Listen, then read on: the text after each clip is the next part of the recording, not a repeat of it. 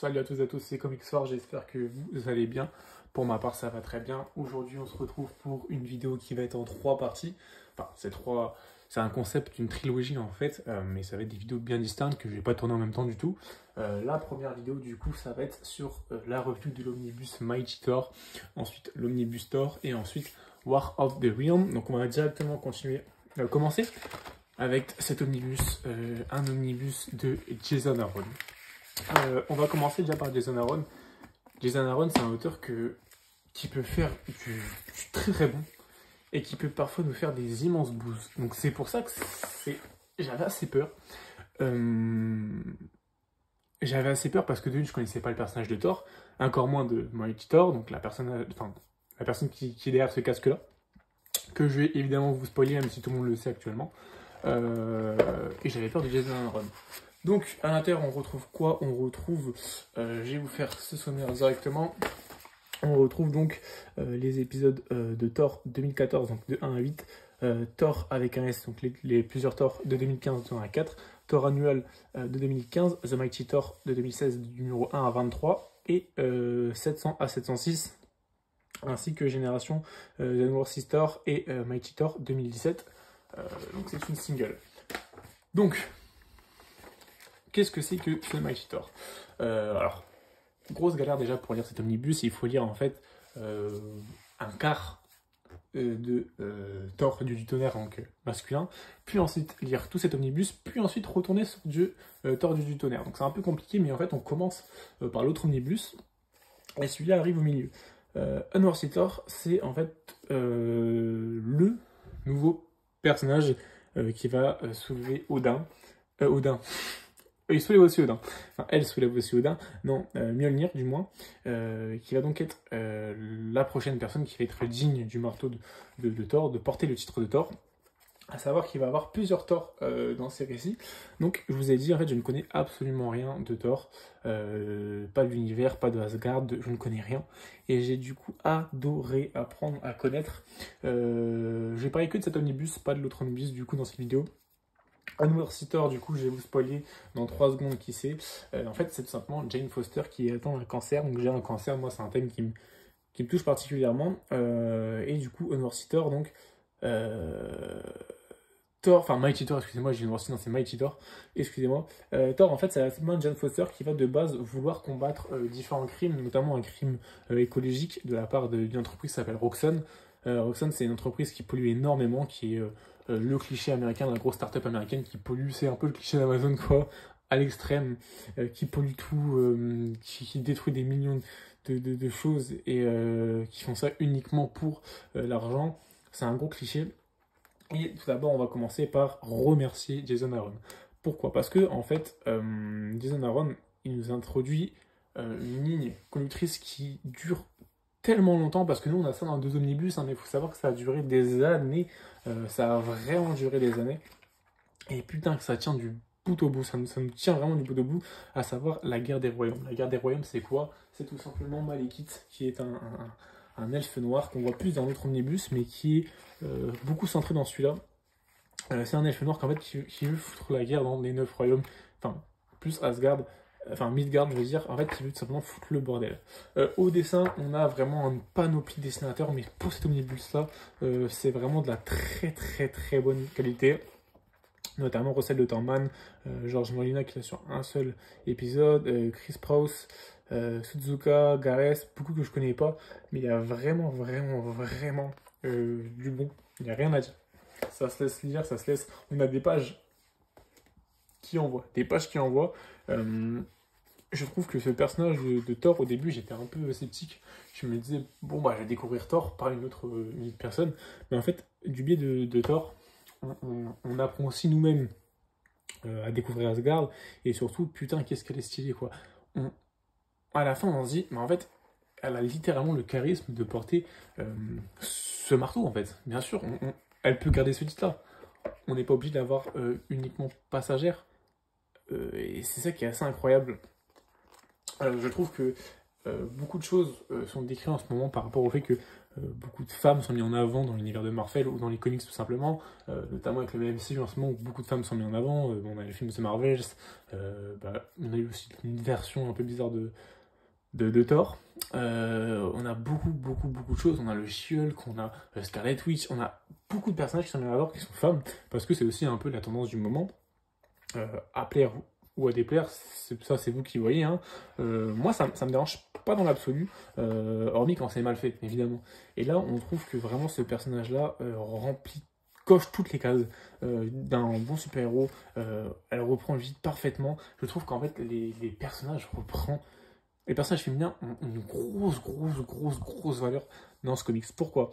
Parce qu'on a d'abord, plus dans l'Omnibus Store, mais l'agent Solomon, qui est une sorte qui est une agent du Shield en fait, mais qui va qui va prendre cette rôle d'humain en fait dans tout cet univers de Dieu, dans cette guerre des 9 royaumes qui comprend pas grand chose, mais qui est très important, qui va aussi avoir une relation un peu non-relation mais relation avec Thor, qui est un personnage très charismatique. On a Dame Freya qui est la mère de tout, qui est très charismatique aussi. On a cette Thor, Jane Foster, qui est très charismatique aussi. On a cette Sivir. Sivir, non, c'est dans un truc. J'ai oublié son nom, mais c'est celle qui est tout le temps avec Thor, qui a aussi une relation avec Thor d'ailleurs. Vraiment, les personnages de Thor sont les personnages féminins sont très développés. Les masculins aussi, hein, parce qu'on a un très bon Thor, tout simplement. Hein. Mais moi, j'ai adoré découvrir ce personnage-là. L'histoire se tient, donc en fait, on va voir au début une grosse première partie avec Roxxon. Donc, je vous l'ai dit, en fait, c'est une guerre contre une entreprise milliardaire, mais qui est un peu plus que ça. Ensuite, on a cette guerre dans Asgard avec un Odin qui pète un câble, en fait, après un événement que je vais pas vous spoiler. Mais en fait, du coup, c'est plus Odin qui est aux commandes, c'est le frère d'Odin, avec le Destroyer qui est la machine à tuer de Asgard. On voit ici le frère d'Odin.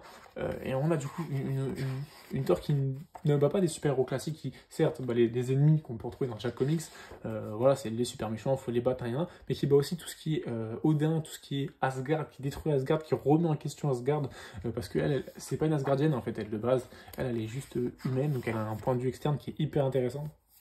Et qui donne son point de vue, qui n'a pas peur de Odin, qui a peur de personne en fait, et c'est ça qui est super bien. On voit énormément de Thor, à savoir, là on a, là c'est un truc un peu spécial avec tous les Thor. Une enquête en fait c'est un peu, c'est un annual, donc c'est très différent, ça je vais passer. Il est très sympa, il est très sympa, mais il est différent, donc on va un peu le passer avec le Thor de la version Ultimate. On a les Thor Frog, donc je sais pas comment on appelle ça en français. On a les Thor Groot, on a plein de Thor. Et on a en fait cette trame principale qui est pour moi la trame la plus importante, c'est à chaque fois que Jane Foster veut guérir de son cancer, donc qui veut faire de la chimiothérapie, et qu'elle soulève le marteau de Thor, en fait, faut savoir que toutes les injections qu'elle se fait, tous les traitements qu'elle se fait, s'annulent, parce que le marteau de Thor, en fait, combat ça, parce qu'elle voit ça comme quelque chose de nocif, alors qu'au contraire, son cancer qui lui est justement installé à l'intérieur d'elle, en fait, n'est pas vu comme nocif, parce que c'est quelque chose d'habituel maintenant pour le marteau de Thor. Donc, en fait, le marteau combat les soins plutôt que le cancer. Mais c'est très bien expliqué, du coup on le comprend très bien. Donc en fait elle a ce dilemme de est-ce que je continue de lever le marteau mais je continue de mourir petit à petit parce que je ne guéris pas, et le cancer vous savez très bien c'est mortel, c'est très dangereux, ou est-ce que j'arrête justement de porter ce marteau et je guéris, je prends soin de ma santé. Et en fait on voit tout ce dilemme tout au long, en fait on voit en fait cette Jane Foster qui essaye justement de ne pas porter ce marteau mais qui n'y arrive pas. Et putain, qu'est-ce que c'est fort! Qu'est-ce que c'est fort! Sérieusement, c'est très bien écrit. On ressent cette tristesse, on ressent cette maladie en elle, cette faiblesse, mais en même temps, on a un parallèle avec cette puissante déesse, parce que c'est devenue une déesse, un Thor, qui est charismatique au possible, qui est forte, qui est vraiment une personne forte, et qui, même en perdant toute sa puissance, parce que ça devient une personne frêle et très malade, a quand même son charisme. Donc franchement, c'est super fort. On a un très bon Loki. Il nous a décrit un personnage de Loki hyper impressionnant. Je trouve que vraiment, on a des personnages qui ont un caractère, un chara-design qui ressort énormément, qui vraiment se démarquent chacun individuellement. Que ce soit Thor, que ce soit Odin dans son personnage un peu merdique, je trouve, que ce soit l'autre Thor, que ce soit Loki, que ce soit Freya, que ce soit Solomon, que ce soit Malekith. Je peux en citer des Mangog, je peux citer vraiment beaucoup de choses. Vraiment, ils font ça. Et Loki, franchement, en fait partie. C'est vraiment un personnage qui est hyper intéressant. On ne sait jamais de quel côté il est. Parce qu'il même lui ne le sait pas, je pense. Toujours ses coups de vis, toujours ses... Ah, ok, c'est devenu un bon nom, en fait. C'est devenu un traître. Mais en fait, non, c'est pas un traître, il a fait sa peau. C'est vraiment hyper, hyper cool. Loki, moi j'ai adoré, il est vraiment super bien écrit. On a toute cette histoire d'Asgard évidemment qui est super important. On a ce Heimdall aussi, il faut qu'on en parle, qui est hyper impressionnant. Moi j'ai adoré Heimdall. Et voilà, en fait tout au long, en fait, on a cette guerre de Thor qui continue de prouver, mais qui pour chaque ennemi n'est pas, ça restera pas la vraie Thor. Et au final, on se rend compte qu'en fait elle gagne le respect petit à petit de tous, littéralement. À savoir à l'intérieur, on a aussi ça c'est pas mal pour cet omnibus, et dans l'autre on a un parallèle entre le présent, le passé et le futur. Dans ce comics là on n'a pas le passé, parce que c'est uniquement sur Thor masculin, on n'a pas le passé, on a que le présent et le futur, et en fait on a un futur Thor où il n'y a plus de Midgard, et ce Thor veut à la nostalgie et triste, donc il recrée tout Midgard. On a un Thor, en fait c'est un Thor de la fin du monde, mais fin de l'univers, fin de la galaxie. Et c'est assez intéressant, même si des fois c'est un peu chiant. Ouais, là on a ce comics là aussi qui est très très compliqué à lire visuellement, je trouve, parce que c'est un peu des fun, mais bon, ça reste des issues par-ci par-là. Dans l'ensemble c'est magnifique. Oui, là c'est quand même un corps différent, mais ça reste magnifique, où on a vraiment ce charisme des hommes du Nord. Moi j'ai adoré, et là je vais vous montrer notamment un passage qui me plaît un peu plus. Voilà, ça c'est Roxxon, ça c'est l'ennemi principal de Roxxon, c'est l'ennemi principal que Thor suit surtout, hormis Malekith, parce que Malekith ça va être un peu plus le Thor qu'on connaît de base. Là, c'est Dario Hager qui est le président de Roxxon et qui est vraiment le milliardaire un peu minotaure. C'est un minotaure, il me semble, il a ce pouvoir-là. Et qui se fait attraper, mais pas que par Thor, par tellement de personnes, parce que les ennemis, en fait, c'est pas juste une personne contre une personne, c'est une personne contre une autre personne contre une autre personne. C'est vraiment un bordel à la Game of Thrones. C'est vraiment un gros bordel. Peut-être pas à la Game of Thrones, parce qu'il n'y a pas autant de camps, mais il y en a énormément. Et c'est super bien écrit. Chaque camp est vraiment bien représenté. Et assimilé, on peut les assimiler assez facilement dans cette guerre des royaumes, que ce soit le camp de Malekith, toute l'alliance qu'il est en train de créer, le camp d'Asgard, les différents camps qui se sont à l'intérieur de l'armée de Malekith. Tout est super bien, je trouve. Moi j'ai adoré. J'ai un petit peu plus de mal avec l'autre omnibus, dans le sens où il est excellent. Il est vraiment vraiment excellent. Mais moi celui-là, parce que celui-là c'est plus de A à Z, je trouve vraiment bon. Alors que l'autre, on va dire que je trouve bon à 85%, donc c'est un peu différent, mais celui-là, franchement, foncez. Malheureusement, vous êtes obligé de lire les deux omnibus pour avoir l'entièreté, vu que l'un, le début se trouve dans l'autre moitié, et l'autre ici. Notamment pour savoir pourquoi il a... Enfin, c'est aussi intéressant de savoir pourquoi Thor n'a plus justement son marteau, Thor n'est plus digne, en fait, et ça se passe dans notre omnibus. En fait, même cette Thor-là, en fait, tout ce qui se passe au milieu, c'est hyper important pour comprendre l'autre omnibus, mais ça reste le milieu.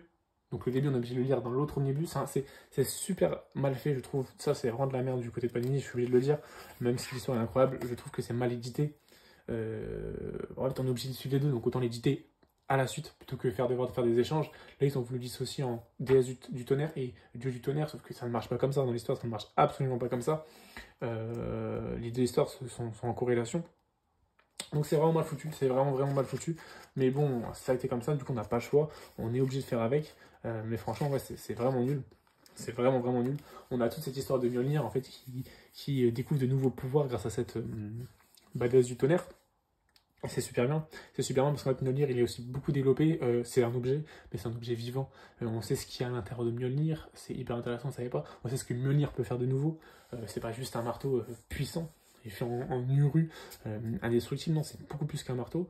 Alors, ça reste un marteau, hein, mais qui a des capacités beaucoup plus puissantes, des fois un petit peu trop. Notamment, petite référence au moment où elle devient une personne, enfin, mirage, hein, une sorte de misage, une sorte de clonage. Ça, je trouve que c'est un petit peu trop, ça reste un marteau, faut pas non plus donner autant de pouvoir que ça. Moi, au début, je croyais que c'était Loki, pour vous dire, mais en fait, non, c'était juste le marteau. Ça m'a un peu déçu, mais sinon super bien. Je trouve que le comics est très cruel. Il y a des milliers de morts dans ce comics là, il y a des milliers de morts, mais c'est des morts qui sont importantes parce qu'on en a besoin. Ouais, ça c'est super aussi. C'est hop, comme vous voyez, c'est l'apparition de l'Empire Shi'ar, mais qui est pareil, je ne connaissais pas l'Empire Shi'ar. Pourtant j'aime le cosmique, je le connaissais que de nom, mais là on a toute cette histoire avec Gladiator et tout son créateur, c'est Dieu, parce qu'il y a aussi beaucoup de réflexions sur les dieux. Est-ce que les dieux sont vraiment des personnages qu'on doit vénérer?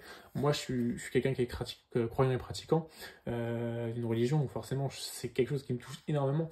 Et en fait, cette réflexion sur est-ce que les dieux sont parfaits? Est-ce que les dieux sont vraiment là pour nous? Est-ce que les dieux ont créé la terre? Pourquoi est-ce qu'ils sont là en fait? Pourquoi est-ce que c'est nos dieux? Est-ce que c'est vraiment nos dieux ou est-ce que c'est des dieux entre eux? C'est hyper compliqué le rôle de Dieu, la caractérisation de Dieu. Alors moi évidemment ça me fait pas douter une seconde sur mes principes et mes craintes à moi parce que on reste sur du comics, on reste sur des dieux Asgard, on reste sur de la mythologie qui est différente de la mienne, on reste sur énormément de choses qui sont différentes des miennes. Voilà, ça reste un comics, hein, même si les réflexions peuvent évidemment s'être un peu adaptées à la nôtre. Et encore, hein, parce qu'on n'est pas sur un monde aussi fantastique que ça, on est vraiment sur un monde à part. Même si ça m'a pas fait douter une seconde, ou est-ce que se questionner une seconde, parce que c'est des questions qui sont logiques, hein, évidemment, que tout le monde peut se poser, croyant ou non. C'est hyper important comme question, mais c'est super bien écrit, c'est super bien développé, je trouve, dans le comics. Parce que là, voilà, comme je l'ai dit, dans cet univers-là, les dieux ils sont très présents, ils sont pas présents visuellement déjà, et en personne dans leur monde-là, en fait. Mais même malgré ça, ils doutent de leur dieu. Donc ça, c'est encore plus impressionnant. Parce que des fois, les dieux ils sont abandonnés. Mais ça, on en reparlera plus dans la prochaine vidéo. Notamment avec le personnage de Gore qui est une masterclass, vraiment une masterclass. Et là, ça c'est mon passage préféré du comics, c'est une guerre en fait qui se passe dans un royaume, dans un monde des 9 royaumes, où en fait ce personnage-là, qui est celui qui accompagne en fait Jane Foster, humaine, en tant que représentante de la Terre dans les conseils d'Asgard. Donc ce personnage-là qui est un Asgardien, qui voit ses gosses mourir, brûlés vifs de ses mains, dans ses mains. Incroyable, hein. Je trouve que déjà la scène est d'une cruauté incroyable. Et en fait, ce dieu pète un câble et il récupère un marteau. Un marteau qui vient, un marteau noir en fait, qui donne des pouvoirs mais qui fait perdre la tête à un personnage, qui devient un Thor. Thor, dieu du combat, dieu de la guerre, il me semble. Et on a un combat entre Thor, entre lui et Jane Foster, qui est incroyable, avec évidemment l'aide le Thor de base. Mais vous voyez, ces planches qui sont vraiment incroyables. Mais en fait, on comprend ce personnage-là, et c'est ça qui est vraiment fou.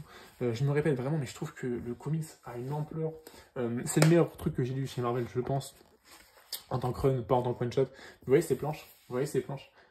Les planches qui pètent la rétine comme ça, on en a des dizaines dans l'omnibus, on en a vraiment des dizaines, vraiment gros boulot au niveau des dessinateurs, ça faut reconnaître. Mais vous voyez, voilà, là je tourne la page, hein. Mais déjà ce combat est épique, je trouve que c'est peut-être l'un des meilleurs combats que j'ai vu en termes de comics, parce qu'il dure un petit peu, et surtout il y a des planches badass toutes les 30 secondes durant ce combat. C'est vraiment une claque visuelle comme combat, moi j'ai adoré, et voilà, franchement, sûrement le meilleur run que j'ai lu, je vais pas vous mentir, avec beaucoup de questions, mais surtout un fil conducteur qui tient tout au long. Donc voilà, ma recommandation, elle est évidente, elle est là, c'est foncer sur les omnibus si vous avez les moyens, parce qu'évidemment c'est un gros budget, en neuf c'est à peu près 150 €, 160 € même peut-être, je ne me rappelle plus exactement du prix, mais c'est énorme comme budget, vous pouvez les avoir d'occasion un petit peu plus en dessous, évidemment, vous en sortir pour 120, 130 € maximum en occasion.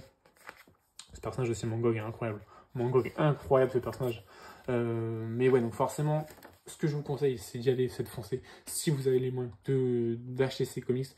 Loin pour l'instant pour ce deuxième. Pour le deuxième comics, Dieu du tonnerre, on en reparlera un petit peu plus tard. Mais pour celui-là, en tout cas, foncez. C'est franchement, en termes de notes, je mettrais un 8,5 sur 10, je pense. Parce que ça m'a fait découvrir un univers qui est incroyable. Parce que je trouve que les sujets abordés sont super, même un 9 sur 10. Hein. Les sujets abordés sont super, on a vraiment des combats incroyables, des combats pas forcément d'action, des combats de la vie en fait, avec cette Jane Foster. Vraiment lourd. Foncez, n'hésitez vraiment pas. Alors certes, ça coûte son prix, mais franchement, évidemment, déjà le rapport prix-page, il n'est pas super élevé parce que c'est un omnibus. Le confort de lecture, je trouve ça va. Moi, personnellement, ça me dérange pas. La manière dont j'ai lu les comics, donc ça me dérange pas. Mais vraiment, 9 sur 10, j'ai adoré. Merci en tout cas d'avoir regardé la vidéo jusqu'au bout. Merci de vous abonner. Bonne année d'ailleurs. Je vous ai pas dit bonne année parce que voilà, j'ai loupé un mois de vidéo. C'est vrai. Mais là, je vais essayer d'en enchaîner. J'ai en tourné 4-5. Donc pendant un mois et demi, je pense que vous m'avez obligatoirement plus d'autres parce que je vais continuer à lire évidemment. Bonne année, merci pour ces 700 abonnés sur YouTube, ça me fait extrêmement plaisir. J'avais dit que mon objectif c'était 700, là je crois qu'on a fini à 710 grâce à la vidéo à chaque comics évidemment, mais Ça fait toujours plaisir. Donc un grand merci, n'hésitez pas à commenter pour me dire ce que vous pensez de cet omnibus. Si vous avez bien aimé cette déesse du tonnerre, cette Jane Foster version Thor, cette Mighty Thor, moi ça m'intrigue énormément de voir vos avis parce que moi j'ai adoré franchement. Sur ce, je vous souhaite une très bonne journée ou une très bonne soirée, mais surtout une très bonne lecture.